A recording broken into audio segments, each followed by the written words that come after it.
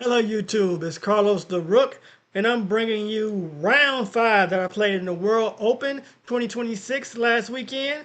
And in round 5, I'm playing the white pieces. I'm rated 1667 in this tournament, and I'm playing Thavasis, who's rated 1778. So I start off E4, go ahead and right into it. E5, knight F3, knight C6. We're going to get a Spanish, my favorite opening.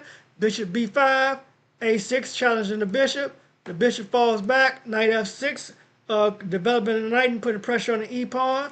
We just castle here. If they want to take the E pawn, we don't mind. Bishop E7, the rook goes over to E1. B5 hitting the bishop falls back, and now he castles.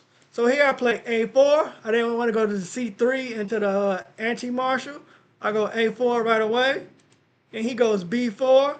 I go D4, challenging the pawn center. He goes D6, take, and he takes back with the E pawn instead of the knight. So I go over knight on B to D2. This is all my opening prep.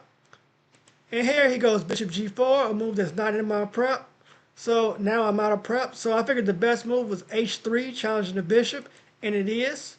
Stockfish agrees. The bishop falls back to H5. And here I play C3, because my idea, I'm not letting this knight come in and pressure my position. So I got to keep that knight out of D4.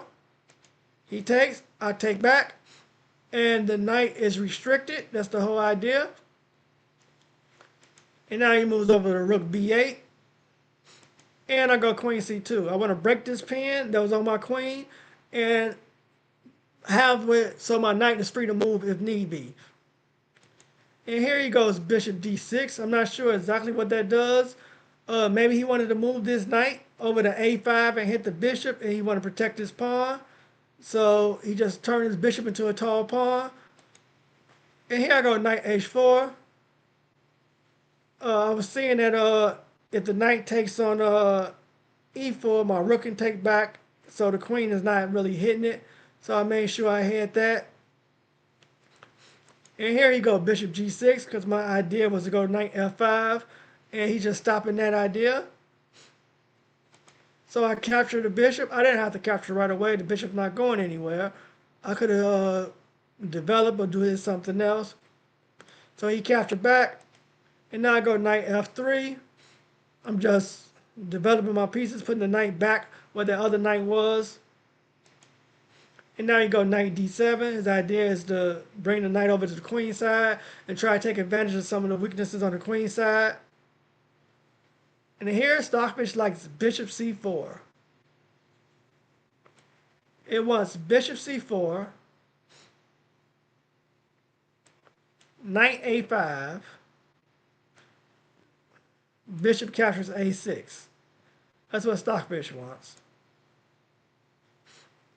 But other moves is knight c5,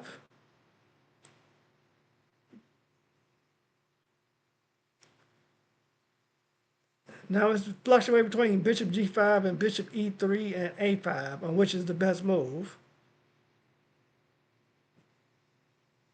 So it's saying bishop e3, knight a5,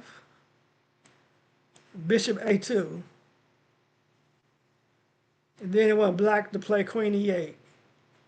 Excuse me. And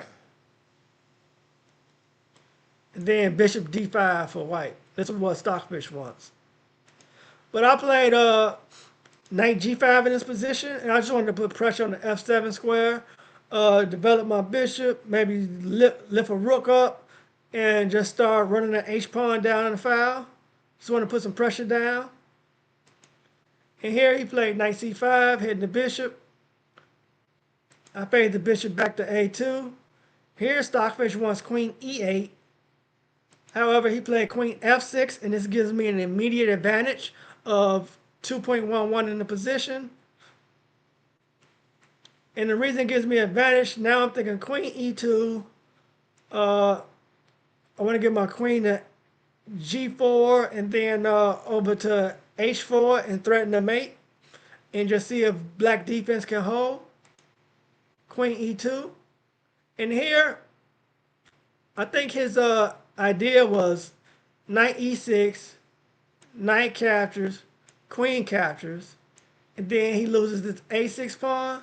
So because of that sequence, he moves a5 first, so this pawn won't fall, giving me a passed pawn on the queen side. And now he wants to go knight e6.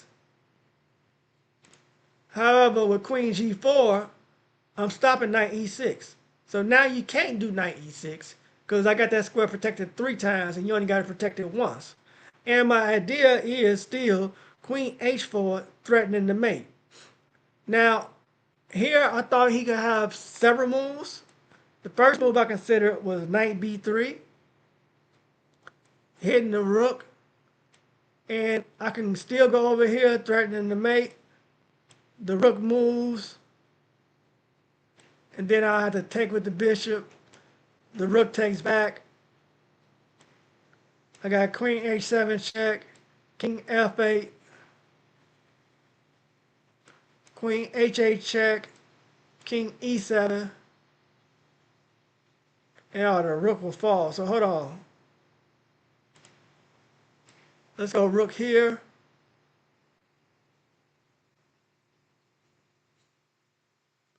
Oh, so now Stockfish wants to move the rook. Rook b1. Knight captures c1. Rook captures. And queen f4. Black is still losing. And here Stockfish wants bishop captures f7. Hold on. King e6, then it's just here and you lose the queen.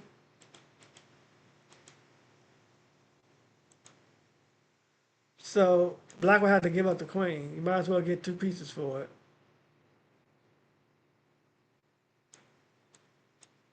So that's what Stockfish wanted in that position. So he played a5, queen g4. And then I seen the knight d3, which is what he played in the game. And here, I can just go ahead with queen h4 because I'm threatening mate, so he cannot take this rook. If he takes the rook, it's just checkmate. So he moves the rook over. And here I seen bishop captures f7 check, king f8, knight to h7 check, picks up the queen. But I think Stockfish has something even better.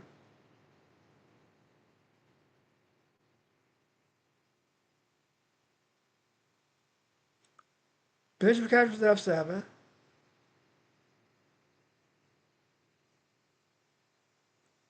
King f8. It wants bishop c4.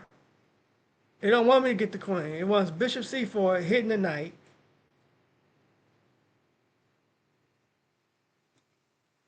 Queen captures f2. Queen captures f2. Knight captures f2. King captures f2. This is what Stockfish wants. And I'm up a piece. And the queens are off the board. I don't know about all that. I just thought this was better. Bishop captures f7. King f8. Knight h7 check. The king gets the bishop. Knight captures f6.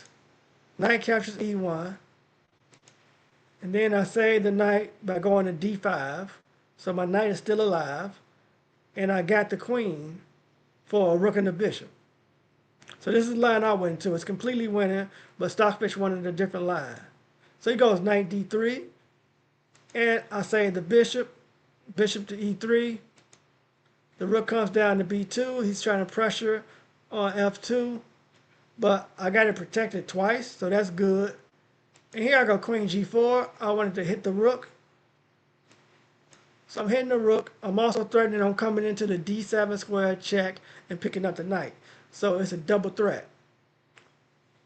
So he moves rook on c to b8. I go queen d7 check. He blocks with the knight. I take with the knight.